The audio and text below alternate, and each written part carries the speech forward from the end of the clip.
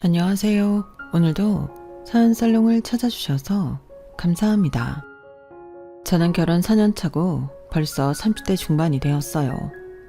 다들 이런 경험이 한 번쯤 있으시겠지만 저는 대학생 시절 진로에 대해 방황을 좀 하느라고 휴학만 몇 년을 했어요.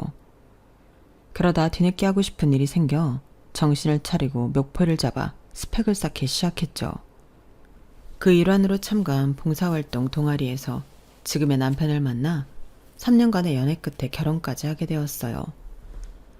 처음 봉사활동을 갔을 때만 해도 거기서 사람을 사귈 목적은 조금도 없었고 열심히 봉사나 나와야겠다는 생각으로 갔었는데 여기서 제 평생의 인연을 찾을 줄이야. 이래서 사람의 일은 한치 앞도 모른다고 하나 봐요. 그때 봉사활동 동아리를 가입해서 천만다행이라는 생각이 들 정도로 거의 모든 면에서 잘 맞았어요.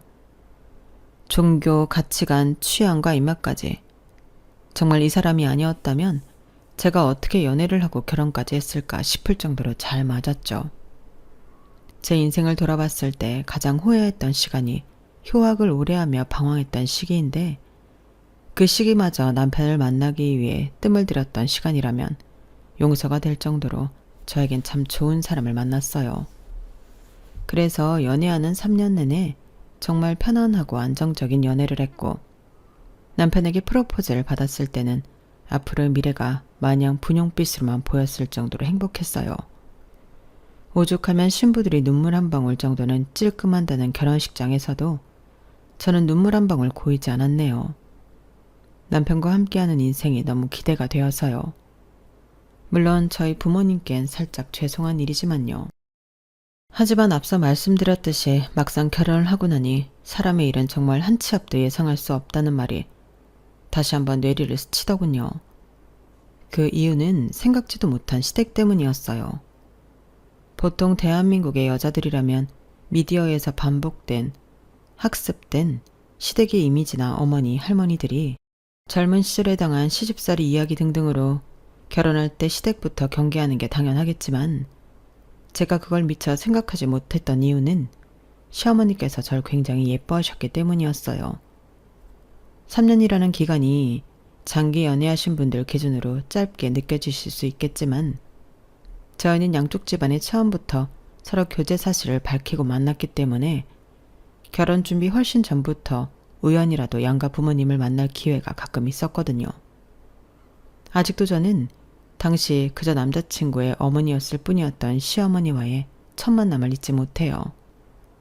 우리 호윤이가 여자친구 보여준 건 처음인데 왜 그런지 알 것 같네. 참말로 참하고 예쁘게 생겼네. 성격도 밝아 보이고 예의도 바르고. 감사합니다 어머님. 감사하긴 있는 그대로 말하는 건데 내가 이래 보여도 엄청 까다로운 사람인데 이런 내 눈에도 마음에 쏙 들 만큼 사람이 참 괜찮아 보이는구나. 너 같은 애가 우리 아들이랑 결혼해준다면 참 좋을 텐데. 예쁘게 사귀어서 꼭 그럴 수 있도록 노력할게요. 말도 참 예쁘게 하네. 네가 우리 집 며느리로 들어오면 내가 발 쭉 뻗고 잘 잘 수 있겠다. 잘해줄 테니까 우리 집에 시집 와. 3년이라는 기간 동안 시어머니를 뵌 건 적어도 서너 번은 됐어요. 그 중에 한 번은 어머님께서 잠깐 자궁수술로 입원을 하신 적이 있었는데 그때는 남자친구가 출장을 갔던 기간이랑 겹쳐서 병문안을 가서 단 둘이서만 뵌 적도 있었죠. 어머님은 제게 크게 감동하셨고 요즘 같은 세상에 이런 애가 없다며 뭐든 다 해줄 테니 빈손으로 시집만 와라 노래를 부르셨어요. 남자친구와도 다시 못 만날 만큼 사이가 좋은 와중에 결혼한다면 시어머니가 되실 분까지 저렇게나 저를 예뻐라 해주시니 제가 결혼에 대해 걱정할 일 따윈 전혀 없었어요. 남편에게는 여동생이 하나 있었는데 시어머니 되실 분이 하도 저를 좋아해 주시니 혹시나 시누이 쪽에 문제가 생기는 건 아닐까 싶었는데 시누이 역시 성격이 유쾌하고 털털해서 몇 번 만나보니 성격적으로 크게 부딪힐 일은 없어 보였죠. 그렇게 아무 걱정 없던 결혼식이 끝난 뒤 처음으로 이상하게 생각했던 것은 결혼식이 끝난 자리에서였어요. 대부분 그렇겠지만 저희도 결혼식이 끝나고 뒷정리를 한 뒤 바로 저녁에 비행기를 타고 신혼여행을 떠나는 일정이었거든요. 곧 떠날 여행에 행복해하고 있었는데 갑자기 시어머니께서 저희 부모님 몰래 저를 한쪽 벽으로 데리고 가시더니 손에 뭔가를 쥐어주시더라고요. 아가, 이거 여행 갈 때 꼭 챙겨가라. 도대체 뭐길래 저희 가족 눈을 피해서 몰래 챙겨주시나 싶어보니 시뻘건 부적이더라고요. 결혼식 당일에 볼 거라곤 생각도 못했던 물건이라 너무 놀라서 떨어뜨릴 뻔했어요. 어머, 어머님, 이게 뭐예요? 갑자기 웬 부적이에요? 너희 허니문 베이비인가 뭔가 그거 가지라고. 내가 용하다는 무당집에 가서 직접 싸왔다. 거기가 대기가 엄청 긴데 하마터면 니네 신혼여행 가기 전에 못 받을 뻔했지 뭐니. 취소된 예약이 있어서 겨우 갔다 왔잖아. 그 부적 비싼 거니까 거의 펴서 밤에 관계하기 전에 베개 밑에 둬라. 알았지? 어머님 너무 감사하지만요. 저희 그렇게 빨리 아기를 가질 생각은 없었거든요. 이 부적은 제가 잘 보관했다가 저희 계획 생기면 그때 잘 쓸게요. 그래도 신경 써주셔서 감사해요. 야, 무슨 말을 하는 거니? 부적에도 유통기한이 있다는 건 몰라? 기운이라는 게 말이야. 시간이 지날수록 점점 옅어지는 거야. 이제 막 써온 따끈따끈한 부적인데 효력이 가장 좋을 때 써야지. 그리고 내가 살아보니까 말이야. 한 살이라도 젊을 때 가진 아기들이 유전자가 좋더라고. 너 옛날에 미녀들 있지? 그 사람들이 왜 그렇게 미모가 잘났는 줄 알아? 옛날에는 다 어릴 때 결혼해서 애 낳았잖아. 배우들만 봐도 요즘 배우들은 옛날 배우들처럼 이목구비 진한 애들이 없잖니. 그게 다 그런 이유에서 그런 거야. 조금이라도 더 예쁘게 나으려면 최대한 애는 빨리 가는 게 낫다. 산모 건강을 생각해서도 그렇고. 걱정해 주시는 건 감사한데요. 일단 남편이랑도 이야기를 해봐야 할 것 같아서요. 으휴, 걔 의견이 뭐가 중요하니? 어쨌든 출산도 육아도 다 여자가 하는 건데. 여자 쪽 의견이 완고하면 남자들은 다 그냥 의견 굽히게 되어 있어. 좋은 날 이상한 소리 하지 말고 내 말 들어. 어른 말 들어서 나쁠 거 하나도 없다. 나중에 되어보면 알아. 나이 들어서 애 가지려면 잘 들어서지도 않고 시험관 하면 여자만 개고생인 거 알지? 내가 다 주변 보고하는 소리야. 우리 이쁜 며느리 조금이라도 덜 고생하라고. 네, 어머님. 일단 알겠습니다. 감사해요. 어머님이 조금도 물러서지 않을 것 같아서 얘기는 그렇게 급하게 마무리 지었어요. 일단 비싼 돈 들여서 써오셨다니 챙겨서 여행을 가긴 했는데 신혼여행지에서 막상 그걸 쓰려니 뭔가 영 찜찜한 거예요. 남편에게 말 안 하고 쓰기도 그렇고 정말 썼다가 애가 생길까 싶다가도 진짜 덜컥 생겨버리면 어떡하지 싶은 마음도 들고 그 생각 때문에 밤까지 마음 개운하게 놀지를 못했던 것 같아요. 그래서 그냥 남편에게 이야기하고 속이라도 편해져야겠다 싶어서 털어놨죠. 여보, 사실은 말이야. 어머님께서 오늘 밤에 쓰라고 이걸 주셨는데 이게 뭐야? 부적? 이걸 왜 우리가 써? 허니문 베이비 가지라고 용하다는 점집에서 비싼 돈 주고 싸우셨나봐. 뭐라고? 우리 아기는 바로 안 갖기로 했잖아. 나도 당연히 말씀드렸지. 근데 아기는 젊을 때 낳는 게 좋다면서. 그리고 비싸게 주고 산 건데 효력 좋을 때 쓰라면서 챙겨가라고 그러셔서. 당신은 어떻게 생각해? 어떻게 생각하긴 말도 안 되지. 아기야 당연히 갖고 싶은 생각은 있지만 아직은 아니잖아. 신혼여행에서 아기가 생겨버리면 우리 신혼생활은 어떻게? 아예 없어지는 거잖아. 아무래도 그렇지. 이제 결혼했는데 무슨 벌써 아기야? 엄마도 참 그냥 무시해. 그래도 비싼 돈 들이셨다는데 좀 아깝기도 하고. 진짜 무시해도 될까? 당연하지. 우리 엄마는 가끔 이런 미신을 너무 잘 믿어서 탈이야. 어차피 이거 썼는데 아기 안 생겨서 돈 벌었다 생각하는 것보단 안 쓰고 안 생기는 게 낫지. 정말 쓸데없는데 자꾸 돈 쓰시고. 내가 못 산다 정말. 남편은 제가 보는 앞에서 부적을 반으로 찢어 쓰레기통에 버렸어요. 이래도 되나 싶긴 했지만 제 의지가 아닌 남편의 의지이니 별 상관없겠지 싶었어요. 그 종이 쪼가리가 뭐라고. 하루 종일 내내 마음고생하게 만들었던 부적이 막상 그렇게 쉽게 버려지니 차라리 속 시원하더라고요. 그 다음 날부터는 덕분에 한결 마음 편하게 여행에 집중하며 즐거운 시간을 보낼 수가 있었어요. 그래서 어머님의 쎄했던 행동은 금방 잊혀져 버렸죠. 신혼여행을 다녀온 뒤로 서너 달쯤만 해도 딱히 별다른 특이사항은 없었어요. 저희 부부는 여전히 사이가 좋았고 시댁에서는 늘 그렇듯 잘 대해주었어요. 그런데 5달쯤 되니 어머님께서 제게 따로 전화를 하시더라고요. 예, 지금 신혼여행 갔다 온 지 몇 달이 됐는데 아직도 소식이 없니? 네? 무슨 소식이요? 얘는 뭐겠어? 아이 소식 말이다. 아, 어머님, 그게요. 뭐? 설마 부적 안 썼어? 아니지? 그거 한 장에 50만 원짜리야. 네? 50만 원이요? 그래. 그래서 내가 그렇게 꼭 써야 한다고 신신당부를 한 건데 설마 안 썼다는 둥 그런 소리를 하려는 건 아니지? 어머님의 날이선 질문에 저는 몇 초 동안 꽤 진지하게 고민을 했어요. 차라리 썼는데 안 생겼다고 거짓말을 해야 할까 하고요. 그런데 순진하게도 전 그때 솔직해지는 길을 택했어요. 그때만 하더라도 제가 어머님을 잘 몰랐던 때라 차라리 솔직하게 말하는 게 용서받는 길이란 생각이 들었기 때문이었어요. 하지만 제 예상과는 달리 진실을 들은 어머님께서는 얼굴이 금방 불그락 푸르락 되셨어요. 뭐라고? 내가 그렇게까지 부탁했는데 그걸 굳이 애한테 말해서 그 비싼 걸 안 써? 어머님, 그거 저희가 필요할 때 꼭 쓸게요. 잘 보관해 뒀어요. 그러니 걱정 마세요. 워낙 어머님 반응이 심상찮아서 본능적으로 거짓말을 좀 섞게 되더라고요. 하지만 어머님 반응은 변함없었어요. 뭐가 그렇게까지 분하신 건지 숨까지 몰아쉬면서 저를 노려보시더라고요. 그때부터 저는 뭔가 이 결혼이 곧 아플 수도 있겠다는 예감을 하게 됐죠.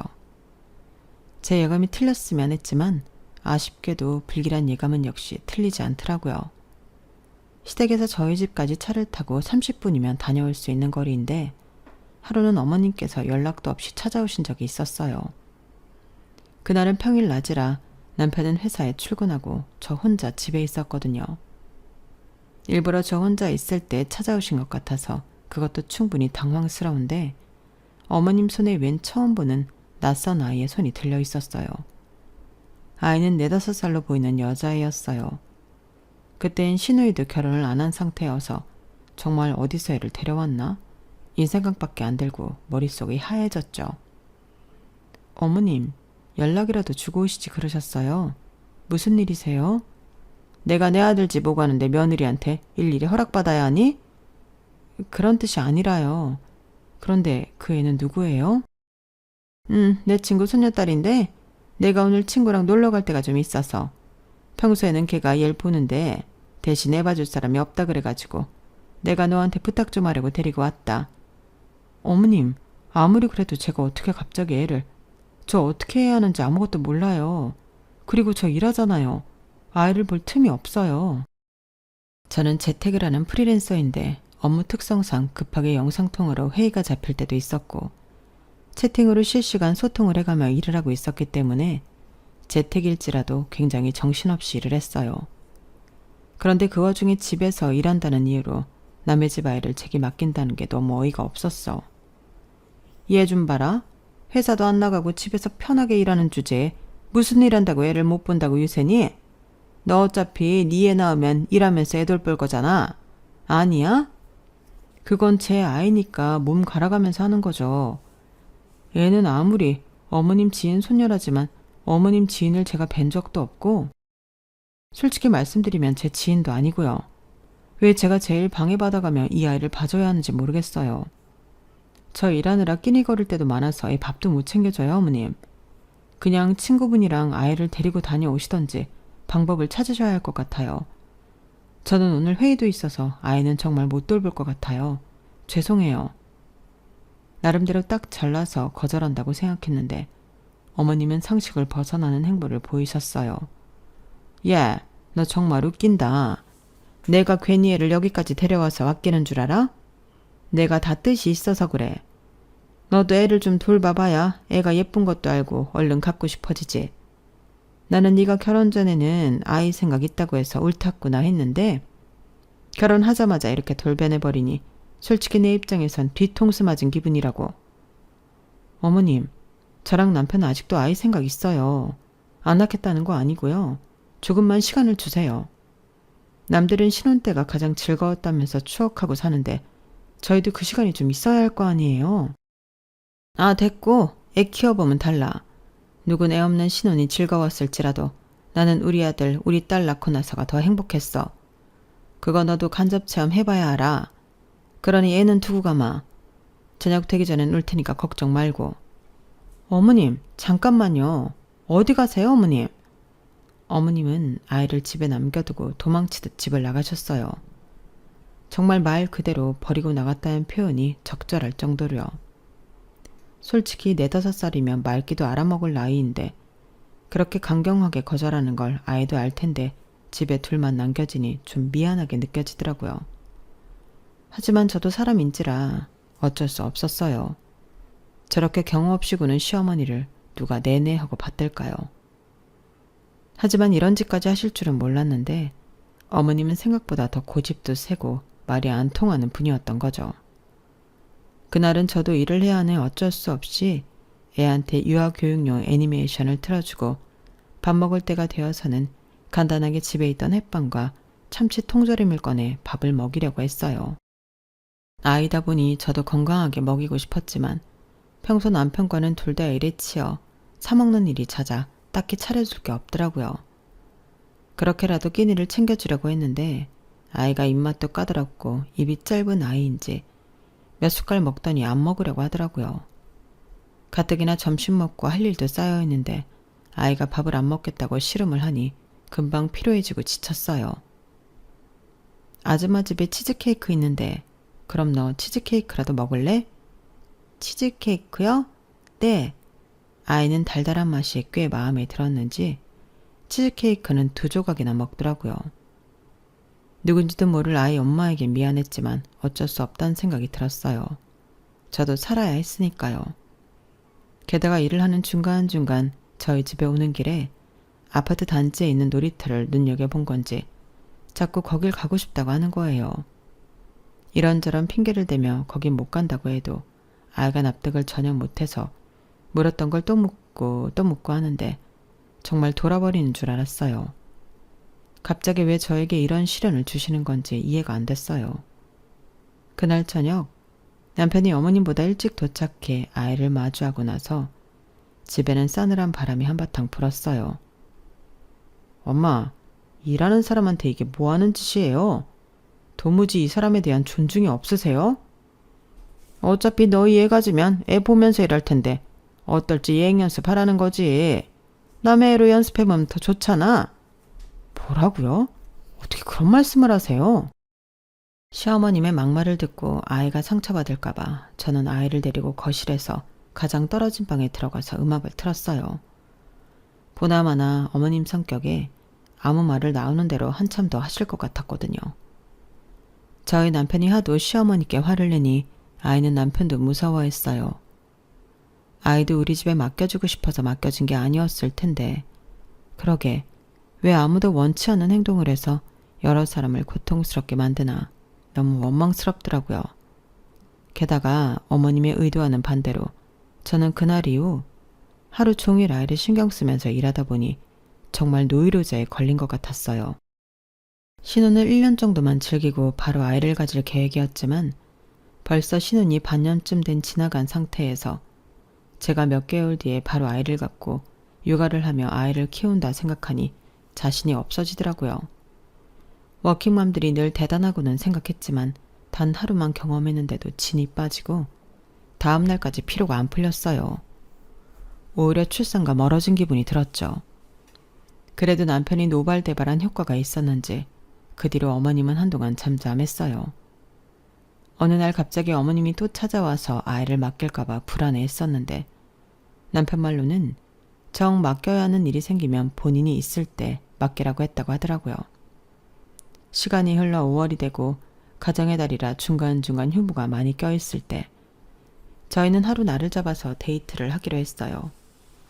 평소에는 평일에 둘 다 일을 열심히 하다 보니 주말에는 집에서 쉬기 바빴는데 시간적 여유가 생기니 오랜만에 둘이 나가서 시간을 보내고 싶은 마음이 들더라고요. 그래서 간만에 아끼던 예쁜 옷도 꺼내 입고 곱게 화장도 했어요. 재택하다 보니 꾸밀 일이 없었는데 오랜만에 꾸미니 연애 초로 돌아간 것 같고 너무 설레더라고요. 그렇게 남편과 집을 나서려는데 현관문을 열자 어두운 복도에 어머님께서 우두커니 서 계셨어요. 엄마, 깜짝이야. 어머님, 여긴 웬일이세요? 뭐? 갑자기 저희 집 현관 앞에 조용히 서 계셨다는 것만 해도 놀라운데 어머님 손에는 또 그 아이가 들려있더라고요. 그걸 보자마자 화가 밀려오는데 남편도 마찬가지였는지 언성이 높아졌어요. 연락하고 오시라고 제가 몇 번을 말씀드렸어요.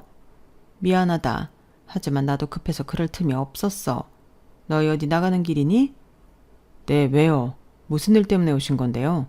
옆에 그 애는 또 뭐고요? 누구인진 잘 알 거고 친구가 급한 일이 생겨 좀 맡아달라는데 얘가 자꾸 키즈 카페인지 뭔가를 가고 싶다는데 그게 뭔지를 알아야 말이지. 너희 나가던 길이면 잘 됐다. 얘 좀 데리고 거기 좀 같이 가주라. 저희 오늘 약속 있어요. 오랜만에 데이트하기로 했다고요, 엄마. 아, 그래? 어차피 데이트라 해봐야 커피 마시고 밥 먹는 거 아니니? 키즈 카페도 카페잖아.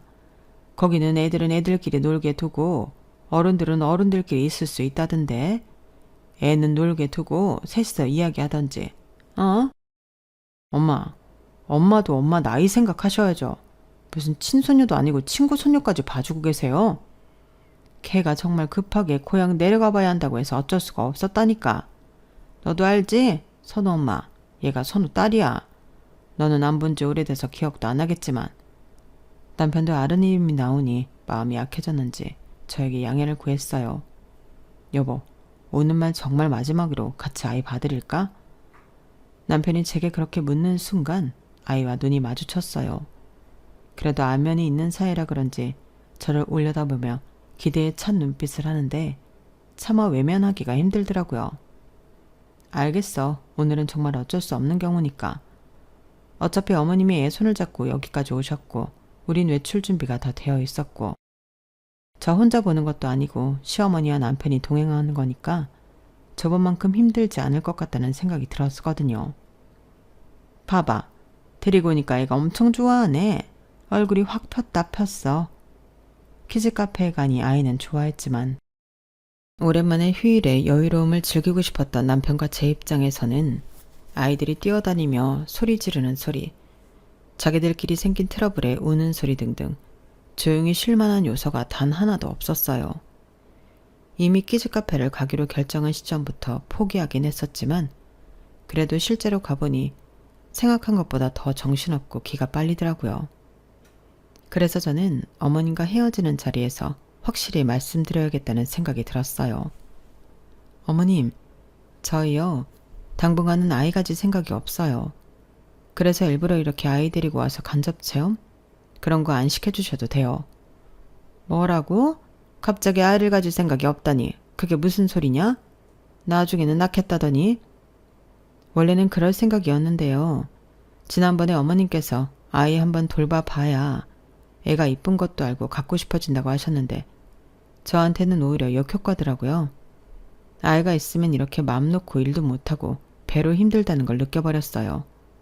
오늘만 해도 원래는 남편이랑 휴일 즐기려고 했는데 아이 때문에 기만 다 뺏긴 기분이에요. 예. 그거는 네 애가 아니라서 그런 것 뿐이야. 그래도요. 제 아이면 더 예쁘고 애착이 가긴 하겠지만 힘든 건 똑같을 것 같아서요. 저희 2세 계획은 좀 나중으로 밀렸어요. 그러니까 이렇게 애써 노력이란 거 안 하셔도 돼요. 솔직히 키즈카페 사건으로 어머님께 맡겨지는 육아를 자꾸 저희 쪽으로 떠넘겨버리는 게 아닌가 싶을 정도로 어머님에 대한 신뢰는 바닥에 가까운 상태였어요. 말로는 저를 육아와 가까워지게 만들고 싶다는 이유를 대시지만 제가 애를 안 갖겠다고 한 것도 아닌데 이렇게 경우 없이 저를 괴롭히는 이유를 도무지 모르겠더라고요. 게다가 그 친구라는 분은 대체 뭐 하시는 분이길래 자꾸 본인 손녀를 여기다 맡기시는 건지 이해도 안 갔고요. 더 이상 그분 때문에 피해를 입고 싶지 않은 마음이 컸어요. 애도 애대로 상처받을 일이고요. 난 네가 갑자기 이러는 이유를 도무지 모르겠구나. 여자가 자식을 낳는 건 본능에 가까운 일인데 그게 싫어졌다고? 차라리 솔직하게 말해보지 그러니? 너 어디다 애라도 숨겨놓은 거 아니야? 어머님, 말씀 가려가면서 하세요. 그게 아니면 왜 갑자기 안 갖겠다는 건데? 우리 집에 씨바지 할 거 아니었음 왜 시집을 온 거야? 이거 사기 결혼이야. 알아? 그림 그리는 무식한 년 걷어졌더니 집에서 빈둥빈둥거리면서 일한다고 유세나 떨고 이제는 애도 안 갖겠다고 하네? 다 원참 어이가 없어서. 엄마, 지금 뭐 하시는 거예요? 주차를 하느라 뒤늦게 들어온 남편이 저희 대화를 듣고는 경악했어요. 남편은 어머니를 끌고 나갔고 그 뒤로는 어머님을 못 빼었죠. 그런데 그 후로 어머님은 작전을 바꾸셨는지 저희 집에 자꾸 택배를 보내시더라고요. 뭔가에서 열어보면 죄다 태어나지도 않은 아기 옷, 아기 신발 같은 거였어요. 어머님, 집에 대체 뭘 보내시는 거예요? 아무리 강경하게 나가도 안 되니 이렇게라도 네 맘 돌려보려고 보냈다. 당장 낳으라는 건 아니고 예쁜 게 있길래 보냈어. 나중에 아이 낳으면 쓰렴. 어머님은 그렇게 말씀하시고 태연하게 전화를 끊으셨어요. 정말 하다하다 별의 별 방법으로 사람한테 스트레스를 주는구나 싶더라고요. 임신을 했다가도 어머님 때문에 유산을 할 것 같은 지경이었어요. 처음에는 어차피 어머님이 어머님 돈 써서 보내는 건데 무시하자 싶었다가도 정말 무서울 정도로 매주 하나씩 도착하는 택배에 질리겠더라고요. 이미 폭언까지 들으며 싸움 마당에 이걸로 더 싸우고 싶지 않았는데 포장을 열어볼 때마다 저도 뚜껑이 열려서 그냥 뜯지 않은 택배 박스가 집안에 쌓여갔어요. 남편도 이젠 포기했는지 별말 안 하고 있다가 어느 날 결심한 듯 팔자고 이야기를 하더라고요. 그래? 뒀다 쓸까도 싶은데 됐어. 한두 개도 아니고 우리 애가 여자일지 남자일지도 모르는 마당에 이런 선물 뒀다 뭐해? 그때 돼서 필요할 때 다시 사자. 집에 물건만 쌓아놓고 이게 뭐하는 짓이야? 그래, 아무래도 그게 좋겠네. 큰 결심을 하고 택배 온 물품들을 다 뜯어서 한 군데 모아놓고 사진을 찍었어요. 모빌, 딸랑이, 베네저고리, 쪽쪽이 등등 별의 별걸 다 사다 주셨더라고요. 가격을 대충 책정해서 저렴한 가격의 일괄로 중고 마켓에 올려놨어요. 일일이 사진 찍기가 귀찮아서 종류만 기재하고 물품 사진은 안 올렸거든요. 그랬더니 가격이 저렴해서 끌리긴 했는지 거래자가 바로 연락이 오더라고요. 그런데 거래자 프로필 사진에 있는 아이가 어디서 많이 본 듯한 익숙한 아이더라고요. 저희 집에 몇 번 맡겨줬던 그 애였어요. 걔는 이런 걸 쓸 나이가 아닌데 이걸 구하는 걸 보니 혹시 아이 엄마가 둘째를 가졌나 생각이 들었어요. 그래서 자꾸 아이를 할머니께 맡겼나 생각하니 대충 들어맞더라고요. 그래서 모른 척 좀 떠봤죠. 어머, 프로필 사진이 있는 아이는 많이 커 보이는데 둘째를 가지셨나 봐요. 얼마 안 있다 바로 답장이 오더라고요. 나는 아니고 내 며느리가 애를 가졌어요. 내가 나이가 좀 많은데 얼마 전에 아들한테 이거 쓰는 법을 배웠거든. 올려놓은 건 다 새 거죠? 구매하고 싶은데 어떻게 하면 되나? 계좌 이체할 줄 아세요? 모르시면 만나서 현금으로 직접 주셔도 되시고요. 그럼 만나서 줄게요. 며느님 둘째 출산 예정일은 언제세요? 제가 선물로 사진에 나온 거 말고도 물건 더 챙겨드릴게요.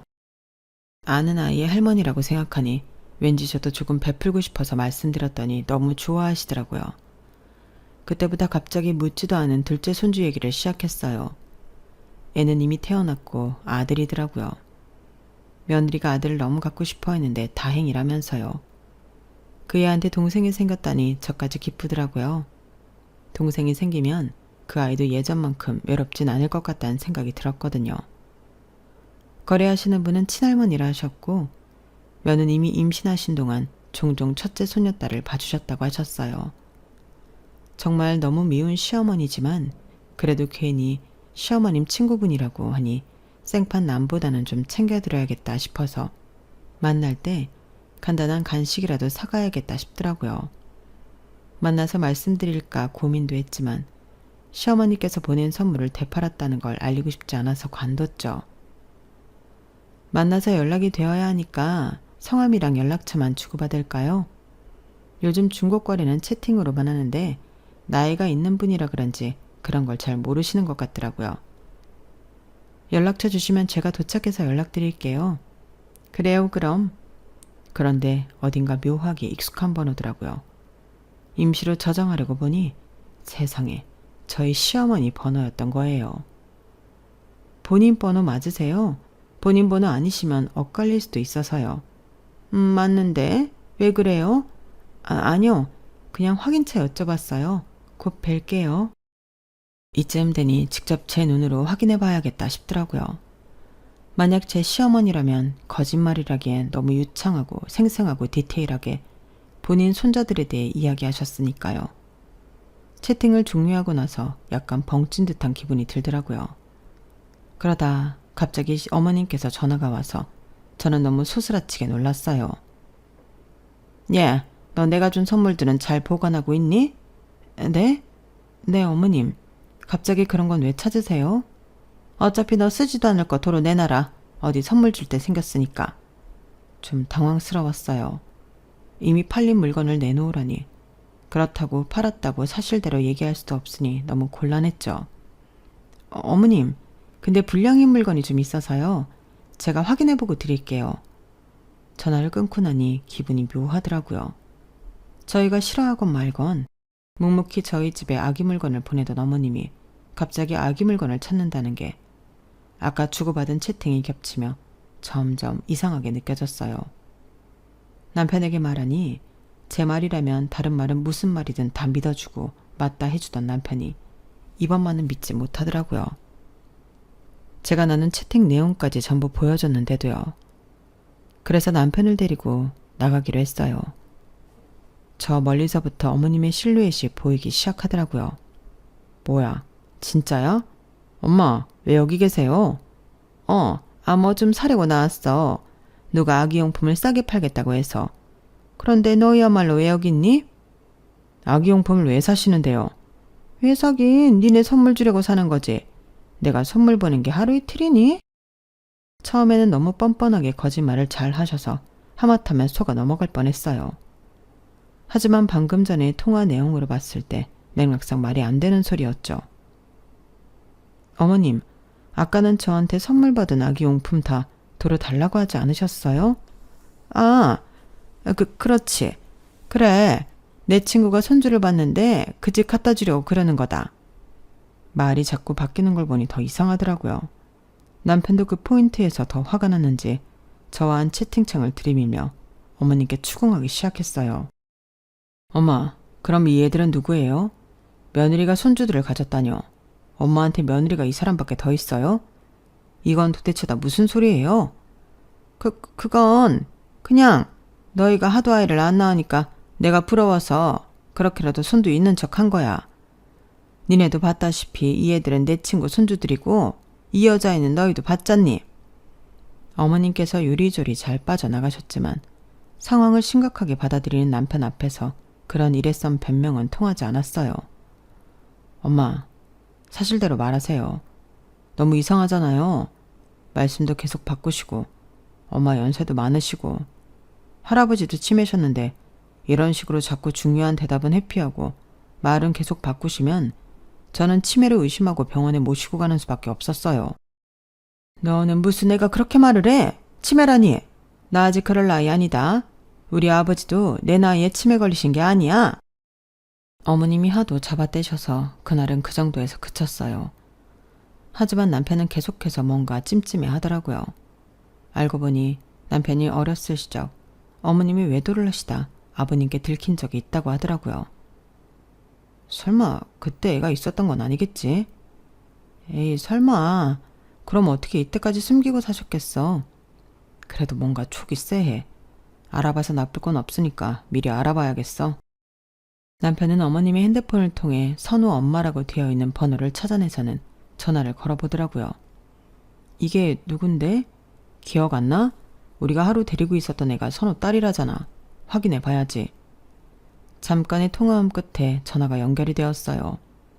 안녕하세요, 선우 이모. 저 준서예요. 어머, 우리 준서 오랜만이다. 아니 근데 네가 나한테 직접 연락을 다 하고 웬일이야? 아, 다른 게 아니라요. 엄마한테 전해드렸거든요. 얼마 전에 또 손주가 태어나셨다고요. 제가 첫째 손녀도 태어난 줄 모르고 있다가 엄마가 저번에 저희 집에 데리고 와서 알았는데 인사를 못 드린 게 내내 영 마음에 걸려서요. 둘째 손주 때라도 인사를 제대로 드려야겠다 싶어서 연락드렸어요. 어? 손주? 잠깐 통화 너머로 정적이 흘렀어요. 저기 우리 선우는 아직 결혼도 안 했는데 너 엄마한테 뭔가 잘못 들은 거 아니니? 네? 결혼을 안 했다고요? 그럼 우리 선우가 너 결혼식 때 직접 가지 못했어도 추기는 했잖니. 선우가 결혼을 했으면 너한테 당연히 알렸겠지. 나도 우리 애가 얼른 너처럼 결혼했으면 좋겠는데 갑자기 손주 얘기라니? 얼른 그런 날이 왔으면 좋겠네. 이상하네. 분명 이모네 손주라고 하셨거든요. 뭐?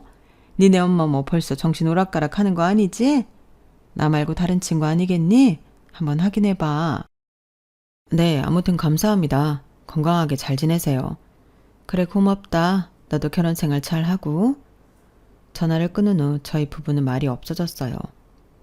그렇게 둘러대던 게 거짓말이라는 게 밝혀지니 뭔가 제대로 알아봐야 할 것 같다는 느낌이 들더라고요.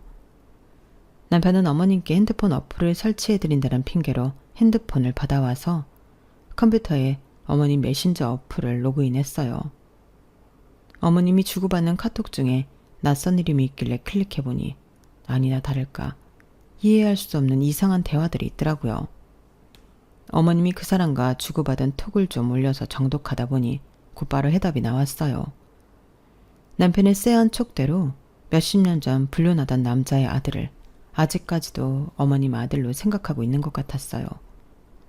본인 몸으로 낳은 아들이 아님에도 그 아들이 결혼을 하고 손주를 보니 저희보다 애틋해지셨는지 저희에게 하시는 것과는 비교도 안 될 만큼 아주 헌신을 하고 계시더라고요. 그걸 다 읽고 나니 참 어이가 없었어요. 고작 애를 낳아주었다는 이유만으로 본인의 친자식보다 불륜했던 남자의 자식을 위해 희생을 하고 계신다는 사실이 말이에요. 그 첫째 딸은 며느리라고 부르는 여자가 어머님께 거의 육아를 뒤집어 씌우고 있는 수준이었는데 어머님 혼자 감당하기 힘드셔서 저한테까지 그런 식으로 경우 없이 맡겼다고 생각하니 저까지 화가 났어요. 그동안 아이를 낳으라고 수도 없이 닥달했던 어머님의 모습이 떠오르면서 더 화가 났죠. 어머님이 그렇게 꽁꽁 감추시려던 비밀이 밝혀지고 남편은 눈이 뒤집어져서 온 집안을 엎었어요. 시누이마저 뒤늦게 어머님의 진심을 알고 배신감에 치를 떨었죠. 엄마가 어떻게 어렸을 때 우리한테 그렇게 상처를 주시고도 또 이러실 수가 있어요? 이제 아빠 돌아가셨다고 그쪽 가족 막 만나고 가족처럼 그러도 되는 줄 아셨어요? 그 아들이 그렇게 좋으시면 그 집 가서 사세요. 저희한테 효도받을 생각하지 마시고요. 남편도 집을 뒤집어 엎고 시누이마저 등을 돌리자 어머님은 자기 편을 들어줄 사람이 저밖에 없다고 생각한 건지 제게 매달리시더라고요. 며느라, 너는 내 심정 알지? 어? 나라고 좋아서 그랬겠니? 자식들이야 나한테 상처를 받았다고 할 말이 없지만 이대로 애들이랑 멀어질 생각은 없다. 내가 좀 준서랑 춘희한테 얘기 좀 잘해줘. 내가 너도 내 친딸처럼 예뻐했잖니. 어머님이 저를 친딸처럼 예뻐해 주신 건 결혼 전에나 그러셨던 거죠. 결혼하고 언제 저를 그렇게 예뻐해 주셨어요? 어머님을 독박 육아시키는 며느리한테 아주 충성을 바치시던데요. 그 정도는 되어야 저도 친딸처럼 예쁨 받았다고 할 수 있죠. 어머님은 제가 싫다고 몇 번이나 의사를 밝혔는데도 계속 아이 낳으라고 압박만 주셨잖아요. 어머님은 친딸이 아니라 시어머니로서 할 수 있는 핍박은 다 하셨어요. 솔직히 말씀드리면 저는 어머님이 제 남편이랑 화해하길 바라지 않아요. 화해하면 또 어떤 식으로 저를 괴롭히실지 알 수가 없으니까요. 야, 나는 너희 잘 되라는 마음으로 그렇게 한 거지 정말 나쁜 뜻은 없었다니까. 막말로 네가 아이만 빨리 낳았어도 저 호강은 네가 다 받았을 거야. 얘도 내가 다 키워줬을 텐데 그런 기회를 걷어찬 건 너야. 네, 그러니까요. 저는 기회를 영영 걷어차려고요. 어머님, 화해는 부모 자식 간에 알아서 하시고요. 외간 식구인 저에게 화해시켜달라는 부탁은 바라지도 마세요. 저도 못 들은 걸로 할게요. 예, 며느라, 며느라!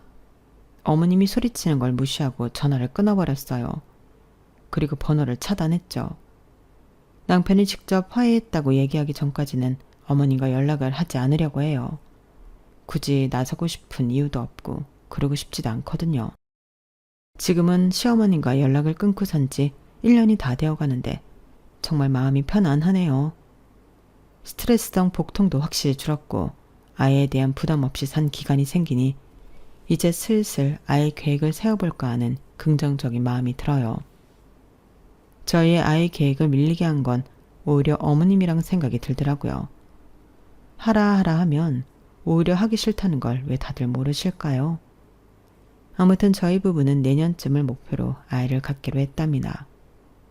남편이랑은 그 이후로 더 잘 지내고 있어요. 그나마 트러블이 생길 만한 요소였던 어머님이 인생에서 사라지니 더욱 금슬이 좋아지는 것 같네요. 여기까지 제 사연입니다. 들어주셔서 감사드리고요. 저희에게 예쁜 새 생명이 올 수 있도록 많은 응원 주세요. 여러분들도 매일매일이 행복하시길 바랍니다. 여러분, 사연 댓글에 응원과 현명한 조언 부탁드려요. 좋아요와 구독은 저에게 큰 힘이 됩니다. 오늘도 좋은 일 가득하세요.